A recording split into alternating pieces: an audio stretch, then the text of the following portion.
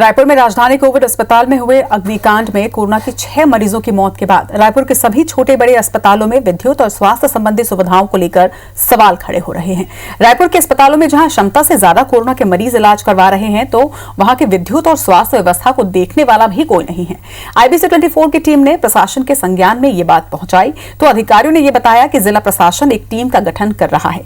ये टीम अस्पतालों में निरीक्षण कर वहां की बिजली और स्वास्थ्य व्यवस्था का जायजा लेगी और अगर कहीं कोई कमी पाई जाती है तो उसे दुरुस्त करने के निर्देश भी दिए जाएंगे। तो वहीं आम लोगों का भी कहना है कि शासन प्रशासन को राजधानी कोविड अस्पताल की घटना से सबक लेते हुए सभी अस्पतालों में टीम भेजकर बिजली और स्वास्थ्य व्यवस्थाओं की जांच की जानी चाहिए।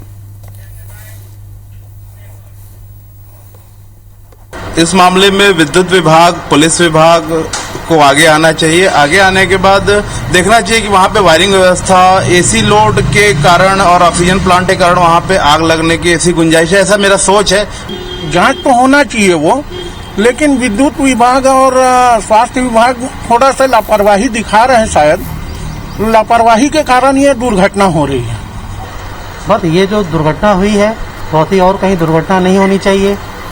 कोविड के नाम से ओवरलोड पेशेंट हैं हॉस्पिटलों में, इसको एक बार ध्यान करने की आवश्यकता है।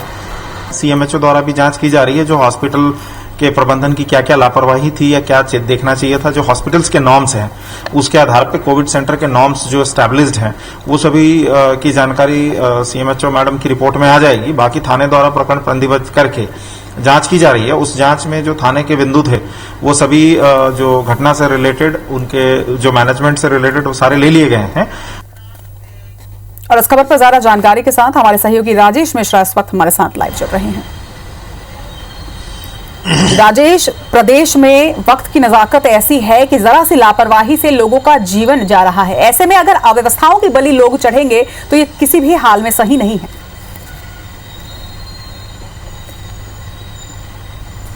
जी बिल्कुल, अगर कि हम बात करें तो पिछले दिनों रायपुर के पचपढ़ी नाका चौक के पास स्थित जो राजधानी हॉस्पिटल है, जहां पर पूरे के पूरे कोरोना के पेशेंट थे, वहां पर एक अग्नि दुर्घटना होती है और उस अग्नि दुर्घटना में 6 लोगों की मौत हो जाती है जो कोरोना के पेशेंट थे। इस घटना के बाद जो अब तक जांच सामने आई, वैसे तो घटना की जांच बहुत सुस्त गति से चल रही है, मगर अब तक जो बात सामने आई है उसमें यह पता चला है कि वहां पर विद्युत कनेक्शन में बहुत गड़बड़ी थी और शॉर्ट सर्किट की वजह से जो AC है वो एक मरीज के ऊपर गिरा और उस मरीज की जलकर मौत हो गई और उसके बाद जो आग लगी उसमें 6 लोगों की मौत हो चुकी। तो इसके बाद निश्चित रूप से अब यह सवाल खड़ा हो गया है कि जहां जितने भी हॉस्पिटल है छत्तीसगढ़, रायपुर में और छत्तीसगढ़ में, जहां पर अभी फिलहाल कोरोना के पेशेंट काफी संख्या में एडमिट हैं और उसमें से ज्यादातर वेंटिलेटर में है, ऑक्सीजन में है और ICU में है, तो निश्चित रूप से इलेक्ट्रिक का जो बिजली का लोड है वो बढ़ा हुआ है, सभी जगह AC चालू है, गर्मी का समय है और एक्स्ट्रा मरीज भी वहां पे हैं। तो निश्चित रूप से वहां की अगर वायरिंग व्यवस्था, विद्युत व्यवस्था गड़बड़ होगी तो निश्चित रूप से ऐसी अग्नि दुर्घटना उन अस्पतालों में भी हो सकती है और इस पर शासन प्रशासन ने अब तक कोई निर्णय नहीं लिया है। जब हमारी टीम ने इस संबंध में कलेक्टर से बात की, SP से बात की, तमाम अधिकारियों से बातचीत की, तो उनका यह कहना है कि इस बात को संज्ञान में लेते हुए अब वो जो है एक टीम का गठन कर रहे हैं। वो टीम में विद्युत विभाग के लोग होंगे, स्वास्थ्य विभाग के लोग होंगे, तमाम विभाग के लोग होंगे। वो सभी अस्पतालों में जाकर बिजली व्यवस्था कैसी है, स्वास्थ्य व्यवस्था कैसी है, ऑक्सीजन वेंटिलेटर की व्यवस्था कैसी है, इन तमाम चीजों का जायजा लेंगे, निरीक्षण करेंगे और कहीं कोई खामी पाई जाती है तो उस पर निर्णय लिया जाएगा। मगर अग्नि दुर्घटना को हुए, राजधानी के हॉस्पिटल में अग्नि दुर्घटना को हुए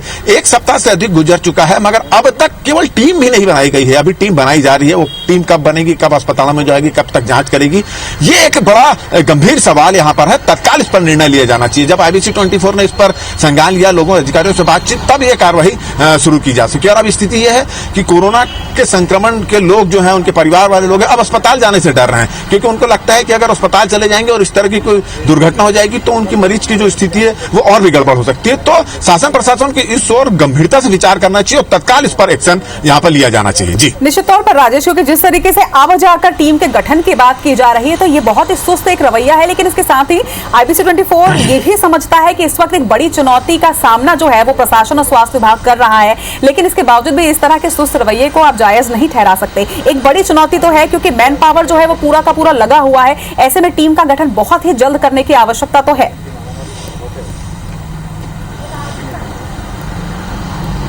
बिल्कुल ठीक है।